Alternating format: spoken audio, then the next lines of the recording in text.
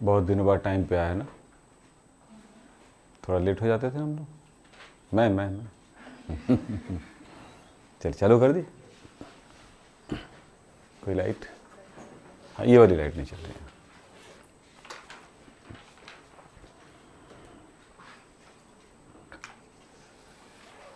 नमस्कार, मैं विक्रम सिंह।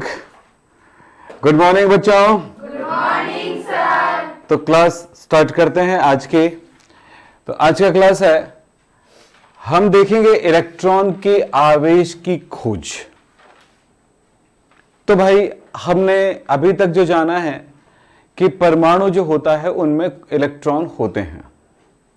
ये किसने कहा? जे थॉमसन ने अपने प्रयोगों से।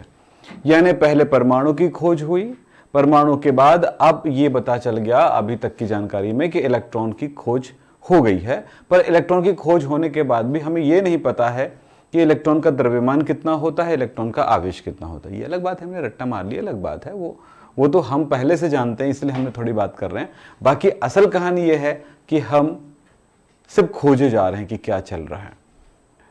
तो 1897 में 1897 में जे थॉमसन ने एक प्रयोग किया कि वो खोजने की कोशिश कर रहे थे कि इसमें आवेश होता कितना है, एक इलेक्ट्रॉन पर आवेश कितना है।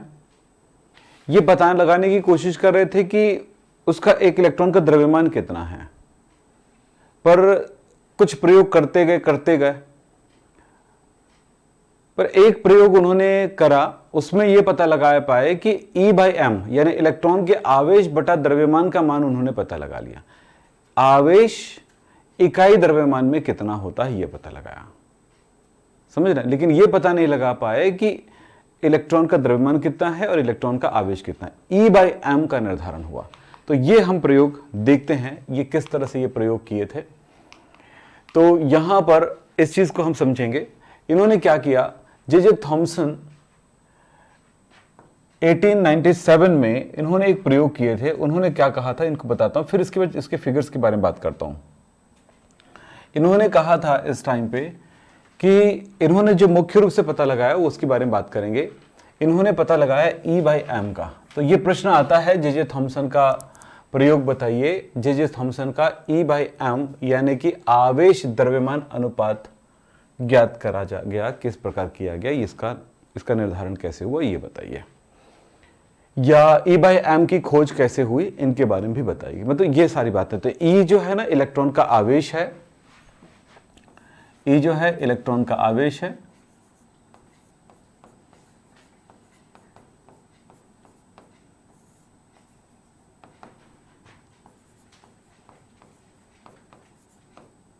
और m जो है वो इलेक्ट्रॉन का द्रव्यमान है।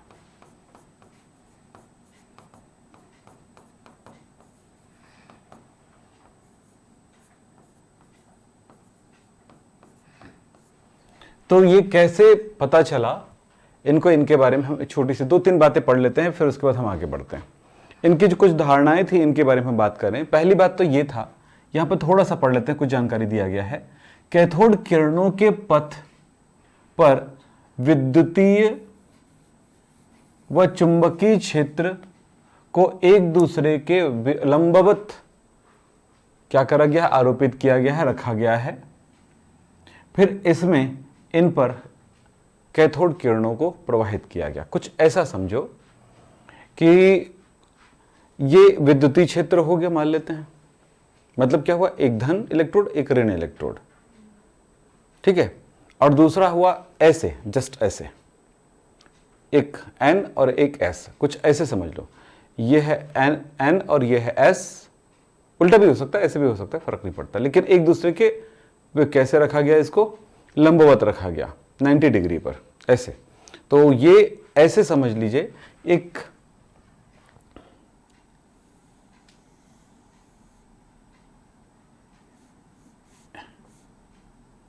ये N है और ये S है। और आपको पता है कि कोई भी जो मैग्नेट होता है, कुछ इस एक ही मैग्नेट का पार्ट होता है वो, है ना। तो इस तरह रखा गया। इसमें कॉइल कर देंगे, इलेक्ट्रिसिटी प्रवाहित करेंगे तो क्या हो जाएगा, चुंबक बनता है ना, आपको पता है ना, लोहे पर, ठीक है ना। तो इस तरह से ये एक विद्युत चुंबक लगा दिया गया। इसी में दो दिशाओं से ये लीजिए क्या है, एक प्लस है और एक माइनस है, विद्युत धारा प्रवाहित की गई। और ये मान के चलो पीछे से एक किरण सामने की तरफ आ रही है, तो सभी एक दूसरे के लंबवत है। किरण की दिशा, चुंबकीय क्षेत्र और विद्युतीय क्षेत्र। विद्युतीय क्षेत्र कौन पैदा करता है? विद्युत। चुंबकीय क्षेत्र कौन पैदा करता है? चुंबक। ये तीनों एक दूसरे के लंबवत है। हम ये भी जानते हैं कि जैसे मान लीजिए चुंबकीय क्षेत्र नहीं लगा रहे हैं तो ये किरण जो सीधे आ जाएगी। विद्युतीय और चुंबकीय क्षेत्र नहीं कर रहे तो क्या है, ये किरण सीधे आ जाएगी। लेकिन अगर हम विद्युतीय क्षेत्र लगा रहे हैं तो आप जानते हैं कि ये धन की ओर ऐसे विचलित होने लगती है। चुंबकीय क्षेत्र लगाएंगे तो ये विपरीत दिशा में विचलित होने लगती है। ठीक है, विद्युतीय क्षेत्र नहीं, केवल चुंबकीय क्षेत्र लगाएंगे, चुंबकीय तीव्रता लगाएंगे तो क्या होगा, वो दूसरे दिशा में आने लगेगी। अब हम ऐसा करते हैं, इतनी विद्युत डालें कि जो ऊपरी ओर जा रहा था और इतनी चुंबकत्व डालें कि वो नीचे की ओर आ रहा था।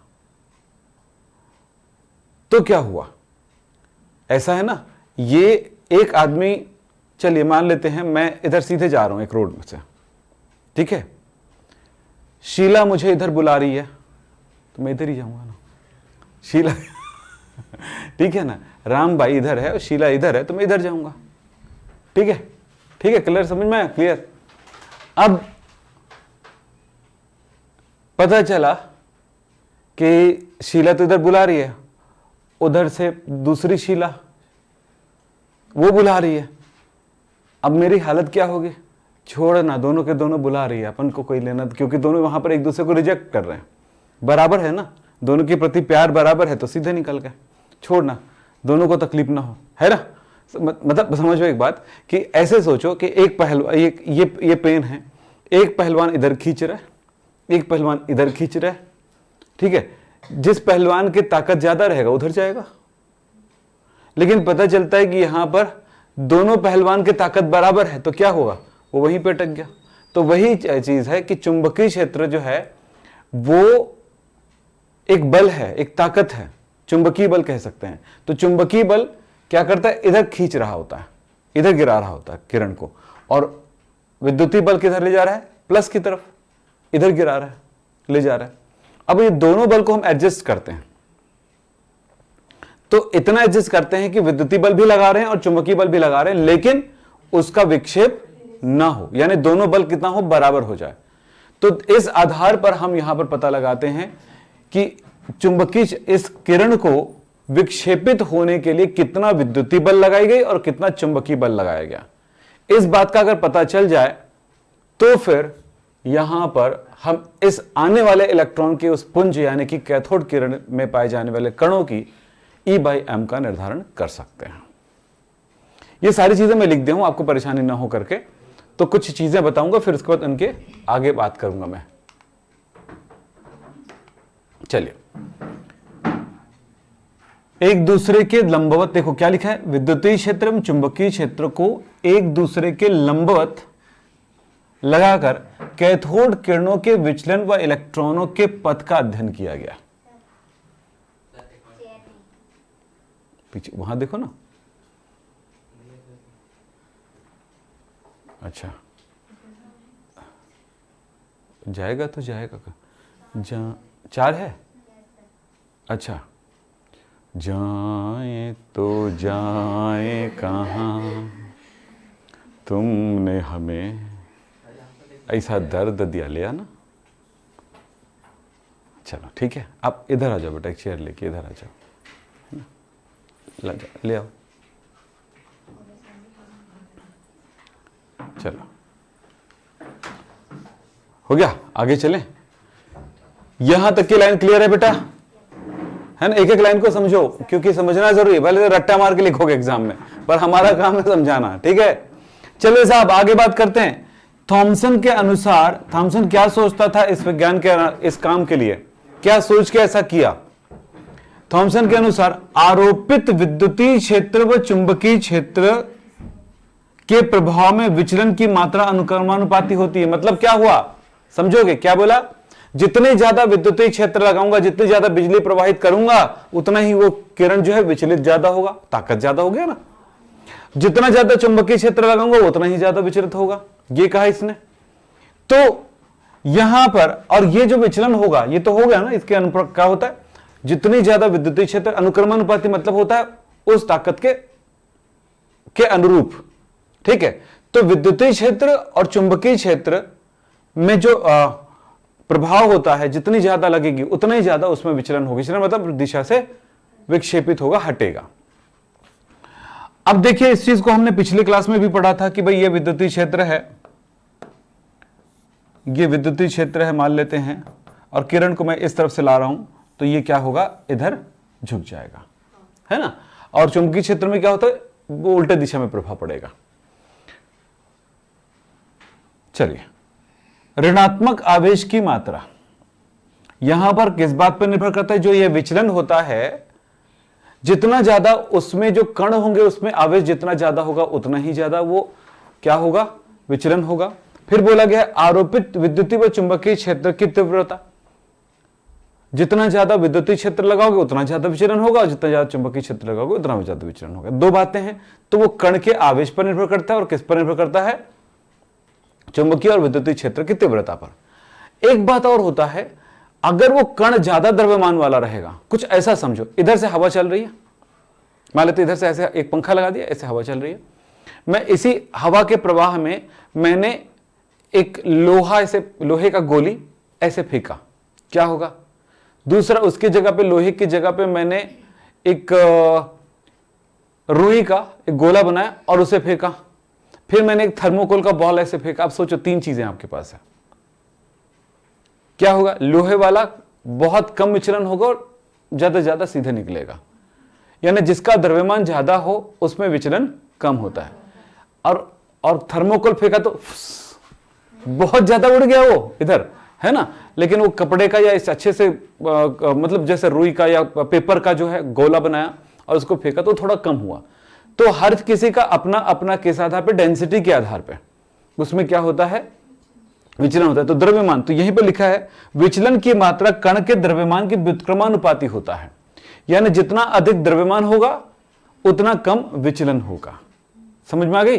तो ये तीन चार बातें हैं जो हमारे अपने जब एग्जाम के लिए हो तब आप इसे याद रखिएगा। लोग तो कुछ नहीं करेंगे, चित्र बनाएंगे, बस आ जाएंगे हवा बना के, मार्क्स भी मिल जाएगा। लेकिन ये जानकारियां आप अगर देते हो तो आपकी समझ अच्छी है। अब ये बोलोगे सर हमारे स्कूल में कौन सा फर्क पड़ता है यार, कुछ भी लिखें, ठीक है वो चलता है, वो हर एक स्कूल में चलता है 11th में। लेकिन आगे जब 12th में जाओगे ना तो आपकी सोच ऐसा क्रिएट हो जाएगा ना कि हर जगह पे आप खुला मतलब क्लियर सोचोगे। जैसे एक बात सोचो ना यार, सिंपल से एक बात सोचो, मेरे घर का ये लैंप खराब हो गया, उसको ठीक करने का क्या, हमारे घर के कोई सामान खराब हो गया, करने का क्या, फोन, हेलो भैया वो वाटर प्यूरिफायर बोल रहे हैं, हाँ सो भैया खराब हो गया। इतना आसान नहीं है, इतना ही आसान हम मान लिए, ये आसान काम नहीं है। ये सबसे वो तब होता है बेटा, ये फोन वाला काम, जब बहुत रईस लोग अपनी जिंदगी जी रहे होते हैं, लेकिन अपने बच्चों को भी ये कहते हैं तो बना के दिखा, भाई उन्हीं को जीना है ना आगे जा करके। तो यहां पर आप क्या कर रहे हो, सबसे बढ़िया काम है कि भाई खराब हो गया है, अब खराब हो गया इसका ये मतलब थोड़ी है कि हमेशा हर बात बुलाएं, है ना। वो तो चाहता ही ना हमको बुलाए हर बार। जैसे वो आपने एसी खोल लिया साफ करने के लिए, खराब हो गया मान लीजिए, तो आपको क्या लगेगा, यार मेरा पैसा बराबर होता। अरे खराब होने दो ना, उसका काम खराब होने का है। जिस चीज को बार बार खोलोगे पता चलता है कि वो तो बड़ा आसान है। हम नया नया कंप्यूटर लाते हैं, कभी नहीं खोलते हैं उसका पैनल, नहीं खोलते ना। जब पुराना होता है तो खोलते हैं तो पता चलता है बिगड़ ही नहीं रहा, ठीक है नहीं। तो क्या होता है कि जब बार बार उस चीज को देखोगे ना तो समझ में आता है कि ये चीज में क्या हो सकता है, हम क्या अपने तरफ से कर सकते हैं, वो क्या अपने तरफ से वो लोग करेंगे, बस और कुछ नहीं। वो भी आएंगे तो क्या बोले, सर ये ना इसका रैम चेंज कर दीजिए, इसका ये चेंज कर दीजिए। तो बनाओ ना भाई, तो बनाने का हाथ उसमें नहीं है, ठीक है नहीं। तो कहाँ, अब पहले के ज़माने में जो मशीनें होती थी ना, कोई कंडेंसर खराब हो गया, निकालो और लगाओ। आज के ज़माने में कहाँ होता है, सीधा बोर्ड निकाल के चेंज। तो ऐसी कहानी हो गई ना बेटा जी, इंसान खराब हुआ तो यार अंदर का पूरा पोटा पाटी निकालो और नया डाल दो, ये कहानी हो गया अब, है ना। रिपेयर उसी में नहीं होता, नया डाल दो। चलो साहब आगे बात करें, यहां पे क्लियर है तो थोड़ा सा समझने की कोशिश करेंगे, इन चीजों को थोड़ा पढ़ेंगे आज जाके। हो गया इतनी कहानी, ये समझाने के लिए यूज किया, ये कोई चित्र नहीं है, ये काम नहीं आएगा, है ना, आपके एग्जाम में लिखने के लिए नहीं है ये। बात समझ में आ गई जो मैंने बताया यहां पे। अब बात करता हूं आगे कि इस जगह पे हुई जो भी घटनाएं हुई हैं उनसे रिलेटेड बातें।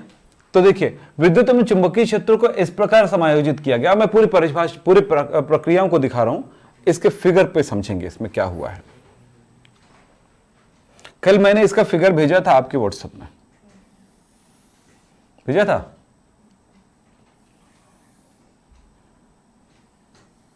ये टीवी का पिक्चर ट्यूब जैसा है,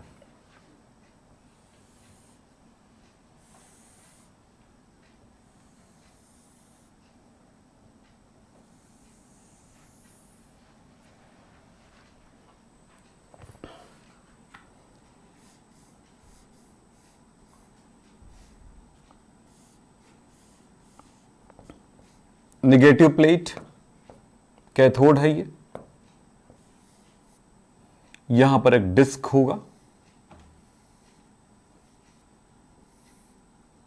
प्लस एनोड है ये कैथोड है, ये एनोड है।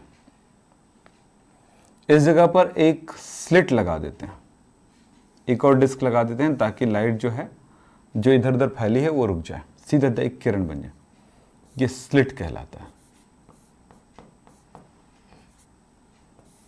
ये कहलाता है एनोड,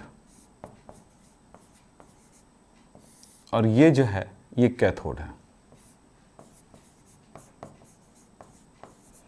जब इस ये एक कांच की ट्यूब है जिसको विसर्जन नली कहते हो, जिसमें दाब कम रखा गया है। आप जानते हो कोई भी गैस भर करके इसमें दाब कम कर दिया गया है, तो दाब कितना रखा गया होगा, जैसे कि जानते हो 10⁻⁻⁴ एटमॉस्फेरिक प्रेशर। इसके कुछ दूरी पर हमने इसमें 2 प्लेटें लगाए हैं जिसमें विद्युत धारा प्रवाहित करेंगे। तो ये किसके लिए है, विद्युतीय क्षेत्र उत्पन्न करने के लिए प्लेटें लगाई गई है। आपको बताया था ना, पॉजिटिव निगेटिव और एक दिशा में चुंबकीय क्षेत्र। तो ये निगेटिव प्लेट, यहां पर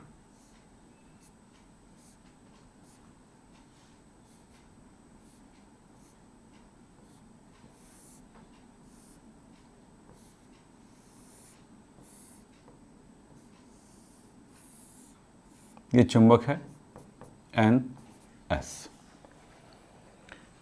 तो ये एक दूसरे के कैसे हैं, लंबवत है, यानी ये विद्युतीय क्षेत्र हुआ तो ये चुंबकीय क्षेत्र हुआ, ऐसे कुछ रखा हुआ है। अब आप जानते हो इसमें विद्युत धारा प्रवाहित कर रहे हो आप,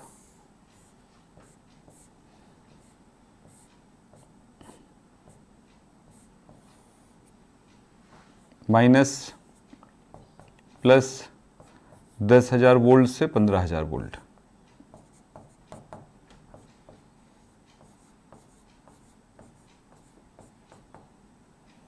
विद्युत धारा प्रवाहित की गई तो क्या होगा। अच्छा, यहां पर लगा हुआ है इसके ऊपर, जैसे पिक्चर ट्यूब में एक पाउडर लगा होता है, एक पेंट लगा होता है अंदर के साइड में, जैसे ट्यूबलाइट में लगा होता है, वैसे ही है ये। इसको कहेंगे प्रतिदीप्ति पर्दा।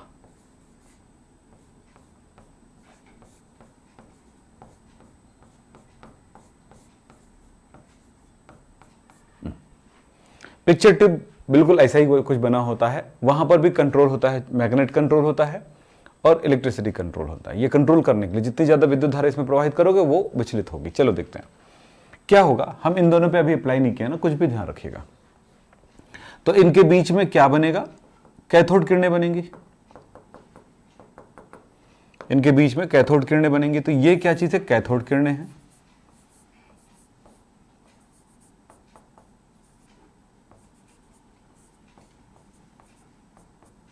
ये कैथोड किरणें हैं। कैथोड किरणें जो होती हैं, जैसे एनोड में एक छोटा सा छेद है तो वहां से होते हुए आगे बढ़ने लगता है, आगे जाने लगेगा इस छोटे से छिद्र से। तो ये एक स्लिट से हमने गुजारा, एक डिस्क है जिसमें छोटा सा छेद है, तो क्या होगा, वो किरण सीधे आपको निकलते हुए नजर आएगा। ठीक है, नहीं तो फिर क्या, किरण फैल जाएगा। जैसे ये लाइट आ रहा है तो इसमें किरण फैला हुआ है, अगर हम एक के बाद एक 2 स्लिट लगा दें तो क्या होगा, एक के बाद वो दूसरे से होकर के निकलेगा। ठीक है, तो एक लंबी सी, जैसे वो लेजर किरण निकलती है नहीं सीधे, वैसे ही है। सीधी मतलब एक पतली सी किरण के रूप में निकलती है, वैसे ही। तो ये किरणें यहां से होते हुए सीधे निकलेंगी, ठीक है। जिस पॉइंट पे ये टकराती हैं,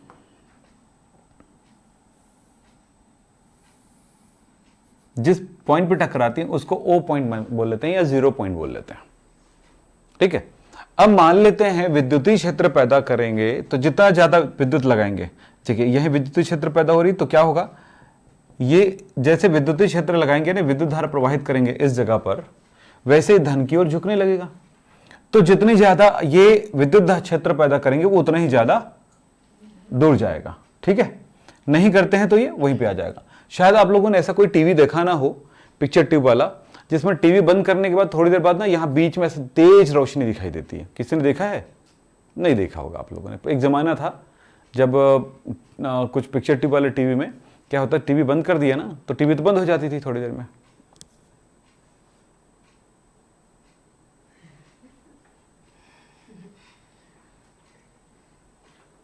ऐसे हो जाती थी। को समझ में आया? मतलब जो पिक्चर के लाइट जो है पूरा फैला हुआ था, वैसा ना दिख करके एक ही जगह पूरा पॉइंट आता था उस टाइम पे, ठीक है। वो इसीलिए कि ये वाला काम कर रहा है और ये दोनों काम करना बंद कर चुका है, इसीलिए क्या होता था, ये सीधा एक रोशनी दिखाई देती थी तेजी से। अपने पापा को पूछना, शायद उनको पता हो, या उनके पापा पूछना, शायद उनको पता हो, तो कोई भी कहानी हो सकता है, ठीक है। चलो, तो ये, तो इस पॉइंट को हमने मान लेते हैं एक्स मान लेते हैं, ठीक है। इससे फर्क नहीं पड़ता, एक्स की दूरी जो है, एक्स का पॉइंट इसके क्षेत्र के दूरी पर डिपेंड करता है। दूसरा ये भी हो सकता है कि हमने चलो विद्युतीय क्षेत्र छोड़ दिया, हमने चुंबकीय क्षेत्र लगाएंगे। जितना ज्यादा विद्युत चुंबकीय तीव्रता लगाएंगे वो क्या होगा, उतना ही दूर जाएगा, इस पॉइंट को वाई क्षेत्र। तो ये चुंबकीय क्षेत्र से एक्स की तरफ जा रही है और विद्युतीय से एक्स की तरफ जा रही है, चुंबकीय से वाई की तरफ। कुछ भी बोल सकते, उल्टा से तो कुछ भी बोल सकते, इससे फर्क नहीं पड़ेगा। मतलब एक क्षेत्र जो है, विद्युत जो है एक दिशा में ले जाता है किरण को, और दूसरे जो चुंबकीय जो है वो दूसरे दिशा में ले जाता है, एक दूसरे का अपोजिट है। अब मान लेते हैं हम एक काम करते हैं, इसमें चुंबकीय क्षेत्र लगाते हैं, चुंबक पर करंट देते हैं तो चुंबक बनता है, यानी इस पर करंट देते हैं तो चुंबक बनता है। चुंबक बनने पर जितना ज्यादा चुंबकीय क्षेत्र लगाएंगे उतना ही दूरी चली गई, पता लग गया। अब क्या करेंगे, हम विद्युतीय क्षेत्र को कंट्रोल करते हैं। कंट्रोल करने आता है, जैसे पंखे में पंखा बढ़ाना है, कम करना, वैसे ही कंट्रोल करते हैं, ठीक है। तो करंट बढ़ाते जाते हैं तो ये बढ़ते जाएगा। सो क्या होगा, ये इसका जो विक्षेपण हुआ था वो कम होने लगेगा। मतलब ऐसे नहीं, एक आदमी को ताकत लगाने के लिए बोला तो ताकत लगा दिया, चलिए, दूसरे आदमी को इधर भी लगा दिए तो वो भी इसको खींच रहा है, तो वो क्या करेगा, जितना ज्यादा ताकत लगाएगा उतना ही, और जब इन दोनों की ताकत बराबर हो जाएगा तो बीच में आ जाएगा वापस। तो वही स्थितियां ओ में वापस आ जाती है। तो हमने इस प्रयोग में क्या किया था कि जो कैथोड किरण है उस पर लंबवत रूप से विद्युतीय क्षेत्र और चुंबकीय क्षेत्र की तीव्रता को बढ़ाया, जिससे क्या हुआ, हम इतना दोनों को एडजस्ट करते हैं कि वो अपने निश्चित बिंदु से, यानी कि ओ पॉइंट से दूर ना जाए किसी भी दिशा में। अब हम पता लगाते हैं कि इस जगह पे चुंबकीय क्षेत्र कितना था और विद्युतीय क्षेत्र कितना था। इसके आधार पर कैलकुलेशन किया गया। ये कैलकुलेशन आपको करने की जरूरत नहीं है, ठीक है। आपके कोर्स में कैलकुलेशन है ही नहीं है, तो कैलकुलेशन की जरूरत नहीं पड़ती है। तो इस प्रकार से ये जो काम किया गया, इसके आधार पर इलेक्ट्रॉन, चूंकि ये कैथोड किरणें क्या थी, जे थॉमसन ने ही कह दिया था, क्या था, इलेक्ट्रॉन का कण है, ये इलेक्ट्रॉन कणों से बना होता है कैथोड किरणें। तो कैथोड किरणों की खोज तो हो गया, लेकिन कैथोड किरणों की खोज के बाद इनमें E/m का निर्धारण किया गया इस तरह से। लेकिन ये कैसे निर्धारण किया गया, कैलकुलेशन आपके कोर्स में है नहीं है, सो आपको करने की जरूरत फिलहाल है नहीं है, बस इसके प्रयोग बस जानना था। तो इस तरह से इन्होंने प्रयोग किए। तो ये देखो, ये आपका, ये उनका उपकरण एक बार और दिखाई दे रहा है, ठीक है। ये कैथोड किरणें हैं, जा रही हैं सीधा, या तो इधर जाएगा या इधर जाएगा, तो वो अपने हिसाब से बता दिया इसको, ठीक है। चलिए, इसका मान इन्होंने पाया, E/m का मान इन्होंने पाया इस प्रयोग से 1.76 इंटू 10⁸ कूलम पर ग्राम। यहां पर लिखा होगा, ये देखिएगा, ये ऐसे लिखा है ना, इसका मतलब पावर ना, हम लोग क्या कुछ कंप्यूटर में कर लेते हैं, पावर लगा देते हैं, कुछ कंप्यूटर में लगाना हमारे लिए थोड़ी तकलीफ होता है, तो हम ऐसे लगा देते हैं। ठीक है, तो ये क्या लिखा हुआ है, 1.76 into 10 to the power 8 coulomb per gram इसका मान होता है। ठीक, ये बात जो मैंने यहां पर बताया उस बात को मैंने शॉर्ट में लिखा है ताकि आपको लिखते भी बने, याद भी करते बने, समझते भी बने। तो क्या लिखा है देखिए, विद्युतीय व चुंबकीय क्षेत्रों को इस प्रकार से समायोजित किया जा सकता है कि कैथोड किरणें प्रतिदीप्ति पर्दे पर उसी स्थान पर आरोपित हो जहां कि वे इन क्षेत्रों में आरोपित करने से कैथोड पूर्व में आपतित हो रही है। यानी बोला गया कि वो वहीं पर है, अगर हमने ये विद्युतीय और चुंबकीय क्षेत्र नहीं लगाया ना, विद्युत नहीं लगाया, तो उस स्थिति में भी वो जिस जगह पर पहले जा रही थी नॉर्मल सिस्टम उसी जगह पर है। इतना हम एडजस्ट करते हैं इसको, और इस आधार पर हम ज्ञात कर लेते हैं किसी भी इलेक्ट्रॉन का E/m। तो E/m की वैल्यू याद कर लीजिए, कितना, 1.76 इंटू 10 पावर 28। और प्रोटॉन का द्रव्यमान कितना होता है, प्रोटॉन का द्रव्यमान कितना बताया था, 1.67 इंटू 10 पावर -27, हाँ जी -27 किलोग्राम। चलिए साहब याद रखिए, सब काम आएगा। चलिए ये तो हो गया। अब क्लियर है ये पूरा का पूरा। तो लिखा है विद्युतीय व चुंबकीय क्षेत्र की तीव्रता ज्ञात करके हम इलेक्ट्रॉन के आवेश तथा द्रव्यमान का अनुपात ज्ञात कर सकते हैं, और वो मान इतना आता है। यानी उस टाइम पर इलेक्ट्रॉन का आवेश और द्रव्यमान की गणना नहीं हुई थी, सिर्फ उनके इस अनुपात की गणना हो पाई थी, जो किसने किया था, जे थॉमसन ने। ठीक है, अब जो मर्जी, ये ऐसे मत बनाना, वैसे ही बनाना चित्र ना, अच्छा लगता है वो। ठीक, इलेक्ट्रॉन के आवेश का निर्धारण के लिए मिलिकॉन ने प्रयोग किया था। मिलिकॉन, इसको बोलते हैं तेल बूंद विधि या ऑयल ड्रॉप मेथड, कहीं पे लिखा होगा तो देख लीजिएगा। किसने किया था, R.A. मिलिकॉन ने 1909 में ये प्रयोग किया। आपको याद है वो 1897 में हुआ था, याद है 1897 में E/m की खोज हुई। 1803 के आसपास परमाणु का खोज हुआ। देखो कितने लंबे समय के बाद हुआ ये। 1800 बहुत पुरानी बात नहीं है बेटा, ज़्यादा से ज़्यादा 200 साल की बात है। ठीक है, इन 200 सालों के अंदर हमने अपनी दुनिया में बहुत सुधार लाया, बहुत कुछ सीखा हमने। अब इंसान तो लाखों साल पहले के हैं ना, हाँ, तो अब इंसान को देखो तो अभी ये इतने इस लेवल पर चढ़ा। और इन्हीं, आपने जब पैदा हुए होगे ना तो मोबाइल आ चुका था।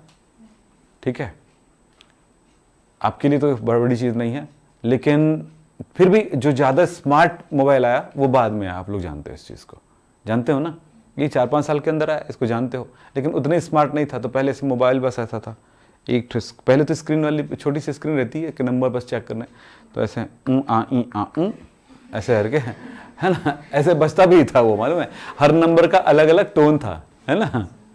तो उसे हम अगर मान लो नहीं भी पता है तो हम पता लगा सकते थे कौन सा नंबर दबा रहे हैं, हाँ ये नंबर। और कोई सुन लिया, मतलब उसको कोड है पता है 871520, हाँ है पक्का, हाँ हमारा पता है, चल गया उसका नंबर, है ना, ऐसा है। तो कुछ लोग इसको सीखने की भी कोशिश करते थे।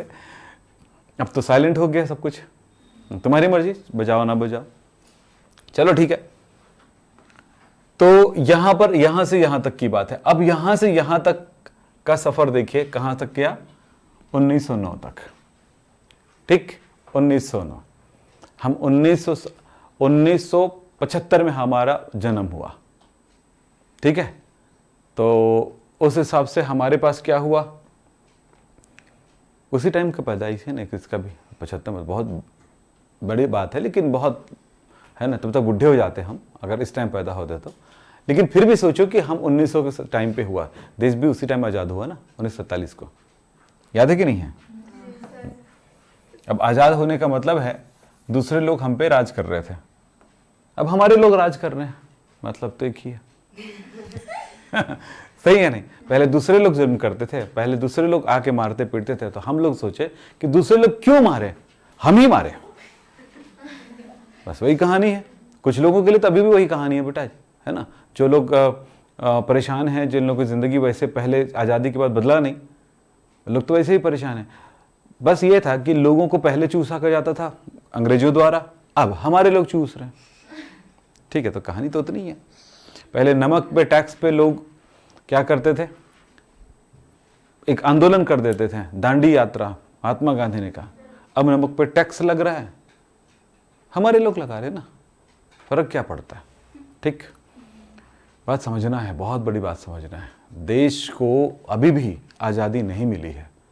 पहले दूसरों से आज़ादी नहीं थी और अब अपनों से आज़ादी नहीं है। सोचो दिमाग से, एकदम एकदम ध्यान से सोचो एक एक चीज़ों को।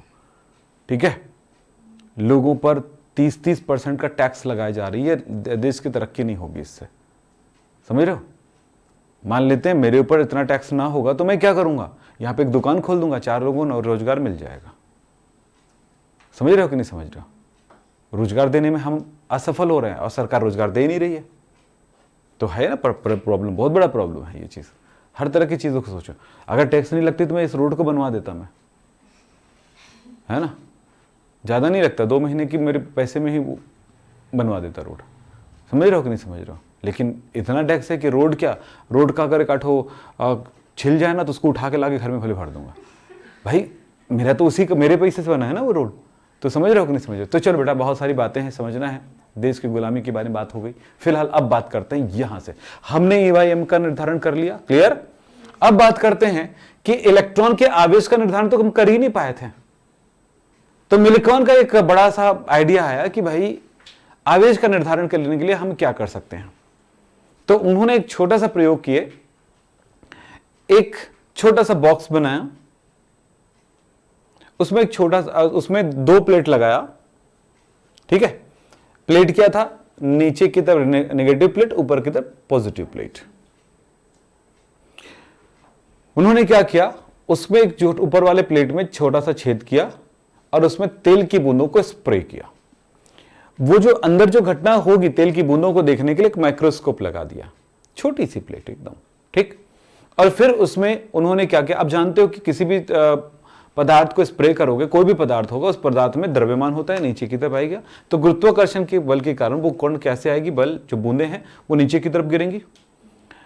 लेकिन हमने उसमें विद्युतीय क्षेत्र लगाया, तो नीचे नेगेटिव प्लेट है, ऊपर पॉजिटिव प्लेट है, तो क्या होगा, ये जो बूंदें नीचे गिर रही थी, नीचे से हमने विद्युत क्षेत्र लगाया, तो विद्युतीय क्षेत्र लगाने पर क्या हुआ, वो जो बूंदें थी वो आवेशित हो गई हैं और वो उस पर एक प्रतिकर्षण का प्रभाव पड़ता है, जिसकी वजह से मतलब विद्युतीय क्षेत्र ऊपर की तरफ काम कर रहा है, गुरुत्वाकर्षण बल नीचे की तरफ काम कर रहा है, विद्युतीय बल ऊपर की तरफ काम कर रहा है। तो जो कण नीचे गिर रही थी, वो हम इतना बल लगाते हैं विद्युत कि वो उसके गिरने को हम या तो उसकी स्पीड को निर्धारित कर सके या फिर हम उसको स्थिर करने की कोशिश कर देते हैं, यानी कि वो एक जगह अटक जाए।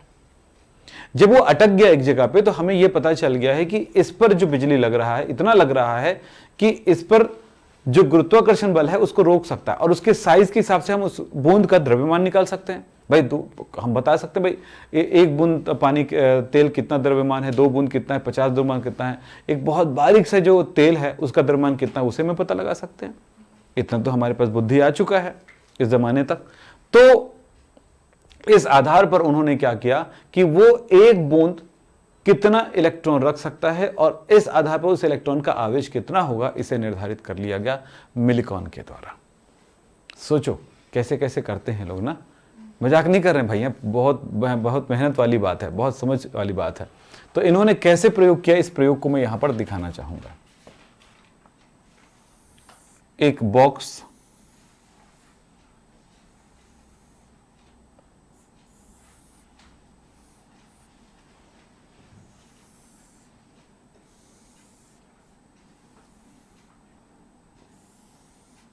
ये बॉक्स है, इस बॉक्स में एक प्लेट लगा हुआ है, धातु की प्लेट लगी हुई है, बहुत छोटा है, मैंने आपको बताया था।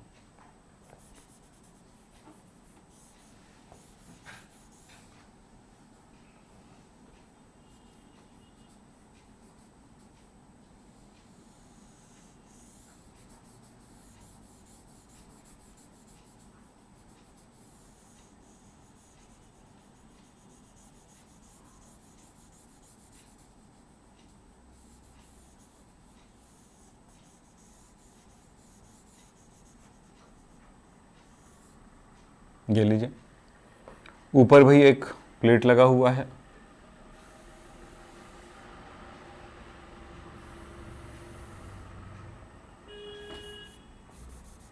जिसमें छोटा सा होल है।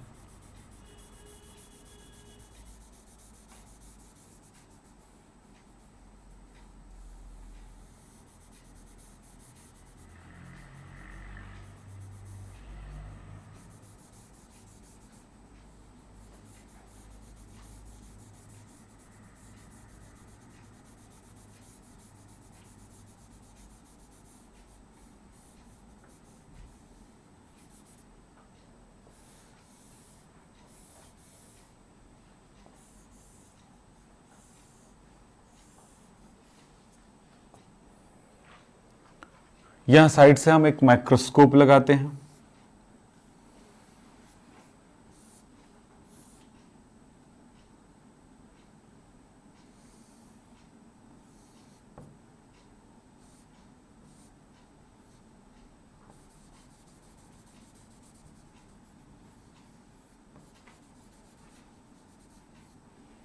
इस जगह से हमारी आंखें रहेंगी एक, जो इसको देख सकती हैं। ठीक है, बना लेना अच्छे से आप लोग। ठीक है, आए। ठीक, ये हुआ इसका उपकरण। जब तक कुछ पढ़ लेते हैं फिर आगे बढ़ते हैं। इलेक्ट्रॉन का आवेश इन्होंने निर्धारित किया, और इलेक्ट्रॉन का आवेश कितना पाया इसने? 1.602 इंटू 10⁻19 कूलम। इसके प्रयोग कैसे रहे ये आपके सामने दिखाई दे रहा हो, क्लियर है? अरे मैं बना लिया हो क्या कॉपी में? हाँ नहीं ना, थोड़ा सा हाथ पर चलाओ बेटा, तब तो होगा। आप लोग हाथ पर भी नहीं चलाते हो तो कैसे होगा बताओ? हाँ बोलो।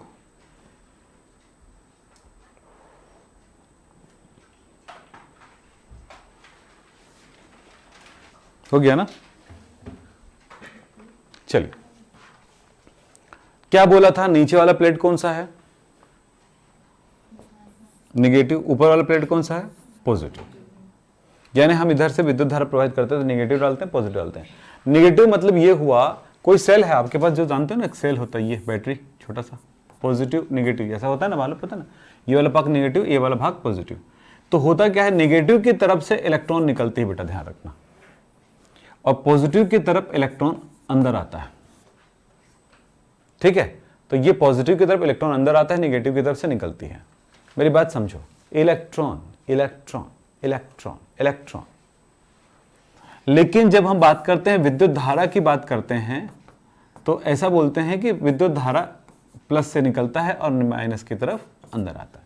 विद्युत धारा इलेक्ट्रॉन के प्रवाह के विपरीत दिशा में बोला जाता है। फिजिक्स में आप ऐसा देखोगे आप करते हुए।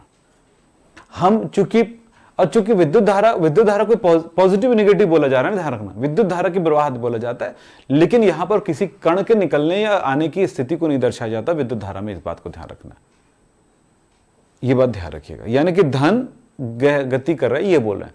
प्रोटॉन कभी गति नहीं करता, याद रखना। सिर्फ गति करेगा तो इलेक्ट्रॉन गति करेगा।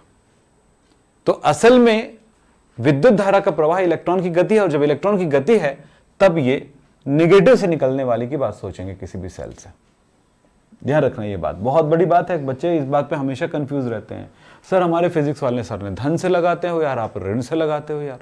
तो मैं इलेक्ट्रॉन को शो कर रहा हूं, जबकि वो विद्युत धारा कह रहे हैं। विद्युत धारा को ऐसा कुछ, विद्युत धारा जो है इलेक्ट्रॉन के प्रवाह की विपरीत दिशा को बोला जाता है, जो कि अगर किसी चीज को समझाना है सही तरह से तो थोड़ा सा तकलीफ होता है इस बारे में, इसमें। चलिए साहब, ये तो हो गया। तब आपको पता चल रहा है कि किसी सेल से विद्युत धारा आ रही है तो इसमें एंटर करेगा विद्युत। हमने सेल से जोड़ा है ना, तो सेल से इलेक्ट्रॉन निकल रहा है ना माइनस में, तो यहां पे आ रहा है। यहां पर हम करेंगे स्प्रे, हम यहां पे करेंगे स्प्रे तेल की बूंदों का।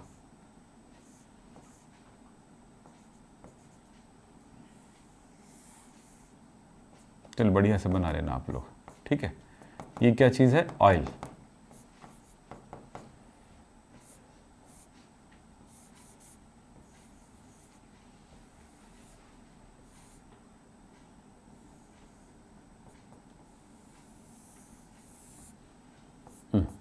पोंगू, है ना, हाँ, इससे ये स्प्रे हो रहा है तेल की बूंदें, है ना।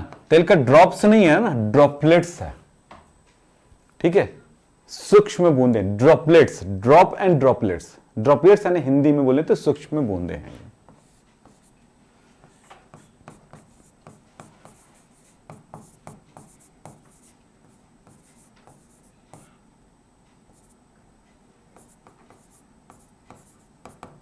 चलिए, इसको जब गिराया जाएगा तो नीचे भी आएगा ये गुरुत्वाकर्षण बल के कारण।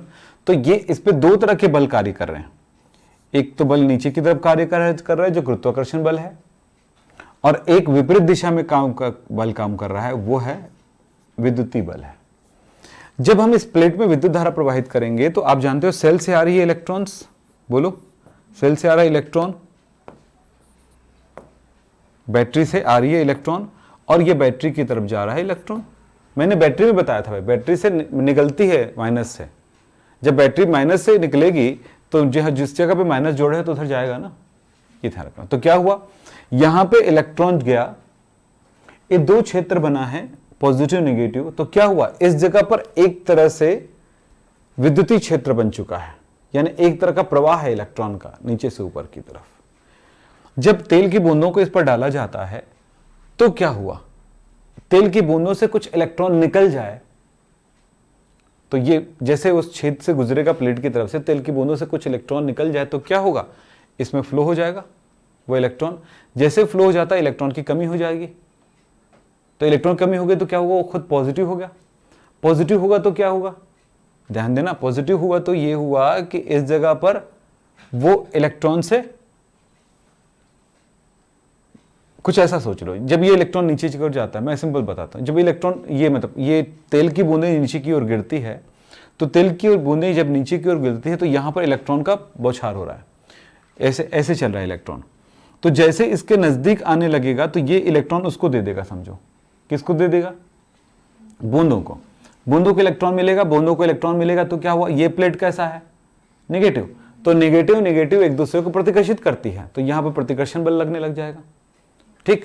और दूसरा क्या है, ये पॉजिटिव प्लेट है, तो पॉजिटिव प्लेट है, क्या हुआ, निगेटिव आवेश वाले को आकर्षित करने की कोशिश करेगा, तो ये प्लेट देखो दोनों किस्सा हुआ, एक तो ये प्रतिकर्षित करा और ये प्लेट जो है आकर्षित करा, यानी कि विद्युतीय क्षेत्र में आने पर वो तेल की बूंदों को एक प्रकार से ऊपर की तरफ बल लग रहा है, जिसको विद्युतीय क्षेत्र बल कहेंगे। दूसरा, तेल तो एक पदार्थ है, पदार्थ पर गुरुत्वाकर्षण बल लगता है, तो गुरुत्वाकर्षण बल की वजह से खुद नीचे आ रहा है, परंतु उसमें विद्युतीय क्षेत्र की वजह से वो ऊपर की ओर जा रहा है। तो हम इस बूंद पर इतना बल लगाते हैं, इतना विद्युत धारा प्रवाहित करते हैं कि वो ना नीचे गिरे ना वो ऊपर चढ़ पाए। दोनों बात समझना, इस तरह से फिर उसमें क्या करेंगे, एक तो हमने विद्युत क्षेत्र कितना प्रवाहित किया हमको पता है, और गुरुत्वाकर्षण बल कितना लगता है वो भी हमें पता है, दोनों बात हमने पता लगा लिया। और थर्ड, उस बूंद का आकार कितना है, और आकार कितना है मतलब उसकी द्रव्यमान कितना है वो पता चल गया। तो सभी चीज को निर्धारित करके हम यहां पर पता लगा देते हैं कि इलेक्ट्रॉन का आवेश हमें प्राप्त हुआ है 1.602 इंटू 10⁻⁻⁻19 कूलम, इतना विद्युत हमें पता चल जाता है। तो इस बात को मैंने यहां पर लिखा है, एक इलेक्ट्रॉन पर इस आवेश को इकाई ऋण आवेश माना जाता है, जो यहां पर लिखा गया है, क्योंकि कोई भी ऋण आवेशित कण एक इलेक्ट्रॉन के आवेश से कम ऋण आवेशित नहीं हो सकता है, ठीक है। फिर बात करते हैं अन्य सभी आवेशित कण जो होगा इसी के आवेश का गुणनफल होगा, याद रखना। मतलब किसी कण में भी आवेश होगा माइनस आवेश, तो उसमें कितने इलेक्ट्रॉन है उसके बेस पर उसका आवेश होगा, ठीक है। तो आवेश कितना हुआ, पर इलेक्ट्रॉन इतना होता है। प्रोटॉन में भी उतना ही आवेश होता है, पर इलेक्ट्रॉन में माइनस चार्ज होता है जबकि प्रोटॉन में प्लस चार्ज होता है। यह प्रयोग का चित्र है। यहां पर एक बात और कहा गया था इस प्रयोग में कि इसमें एक्सरे डाली जाती है, थोड़ी क्या डाली जाती है, किसी एक पॉइंट से इसमें एक्सरे डाली जाती है, किसी एक पॉइंट से एक्सरे डाली जाती है। एक्सरे डालने से क्या होगा, चलिए एक्स किरण डाली जाती है, मैं यहां पर बना देता हूं इसका। वैसे ये तो नॉर्मली कई बुक्स में नहीं दिखाया जाता है, एनसीईआरटी की बुक में ही दिखाया जाता है कि इसमें एक्सरे डाली जाती है। एक्सरे डालने से क्या होता है, जो ये कण होते हैं उनको आयनीकृत होने में मदद मिल जाती है, यानी इनका आयनन को बढ़ा देता है, बस यही चीज है। इलेक्ट्रॉन के निर्धारण जब उन्होंने किया तो किस तरह से यहां पर बातें आई उसको जरा समझें। इलेक्ट्रॉन के लिए आवेश का अनुपात इतना है जो मैं बताया था, ये भी बता दिया मैंने। तेल बूंद विधि से कहते हैं तो कितना आवेश है ये आपको पता चल गया। तो यहां पर देखिए ये तो पता चल गया। अब इसका द्रव्यमान का निर्धारण हम कैसे करेंगे ये जरा समझेंगे।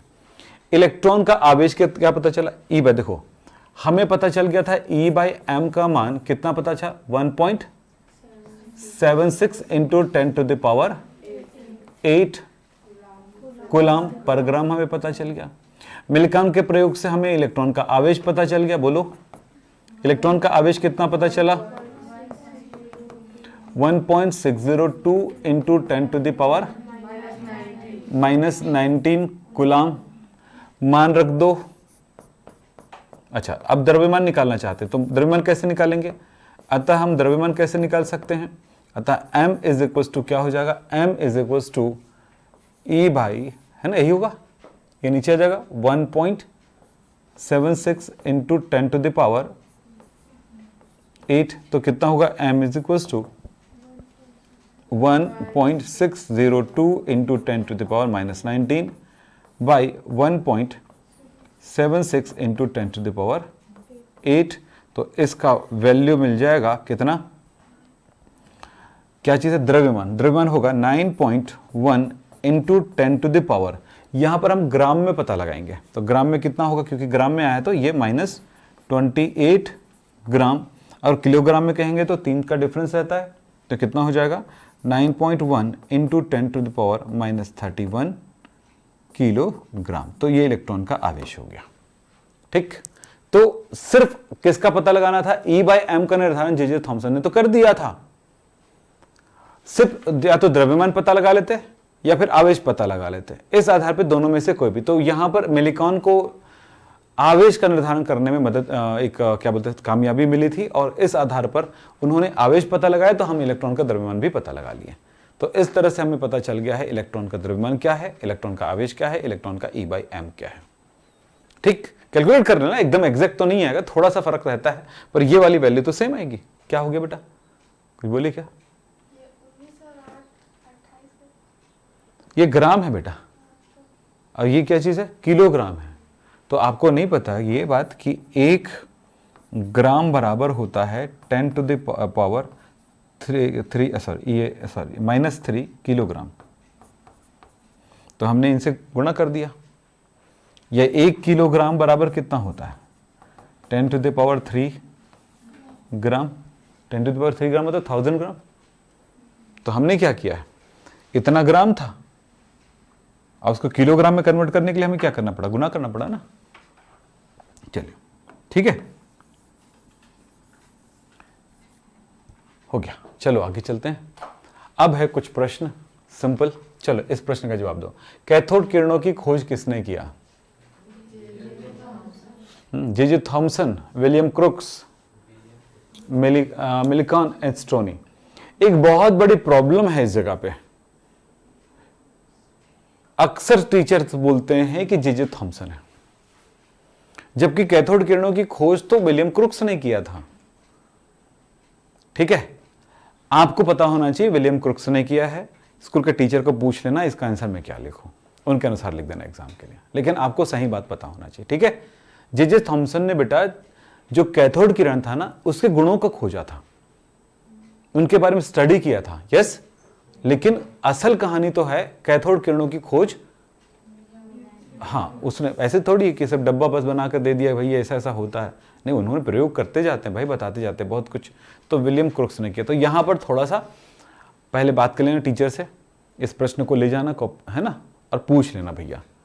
ठीक, और उस टाइम नहीं पूछ लेना, एक बार बता दिया हूं, नहीं तो पता चला कि उनके दिमाग में तो विलियम क्रुक्स है, वो है, ये है, तो फिर उन्हें लिखना पड़ेगा, और उनके दिमाग में ये है तो ये लिखना, तो उनके दिमाग पर डिपेंड करता है। लेकिन एक बार बुक में भी आप एक बार कंफर्म करना, तो बुक में कंफर्म नहीं होता एक्चुअली एकदम अच्छे से, तो एक बार कंफर्म जरूर करना पढ़ाई करोगे तो। फिलहाल इसका जवाब हो गया। इलेक्ट्रॉन के आवेश कितना होता है, बताइए एबीसीडी में, जल्दी बताओ। एबीसी कौन सा होगा, अच्छा, ए से बी हो गया उसका। 1 पॉइंट कितना होगा? 1.602 इंटू 10⁻19 बी। अगला प्रश्न, इलेक्ट्रॉन का नामकरण किसने किया?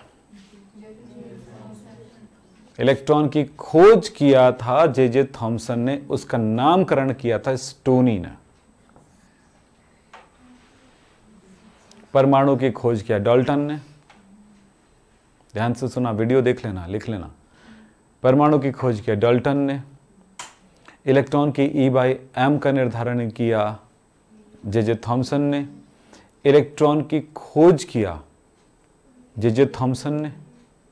कैथोड किरण की खोज किया विलियम क्रुक्स ने। समझ रहे हो ना? इलेक्ट्रॉन की खोज किया जे थॉमसन ने। इलेक्ट्रॉन की E/m का निर्धारण किया जे थॉमसन ने। इलेक्ट्रॉन के आवेश का निर्धारण किया मिलिकॉन ने। अभी देखे थे, इलेक्ट्रॉन के आवेश का निर्धारण किया मिलिकॉन ने, और इसी के आधार पर उन्होंने द्रव्यमान की भी खोज कर डाला, मिलिकॉन ने। ठीक। और इलेक्ट्रॉन का नामकरण, इलेक्ट्रॉन बोला गया इस कण को, वो था स्टोनी ने। प्रोटॉन का खोज किया गोल्डस्टाइन ने। प्रोटॉन का नामकरण किया जे थॉमसन ने। सामान्य ज्ञान भी पता होनी चाहिए ना, ऐसा थोड़ी होता है। ठीक है।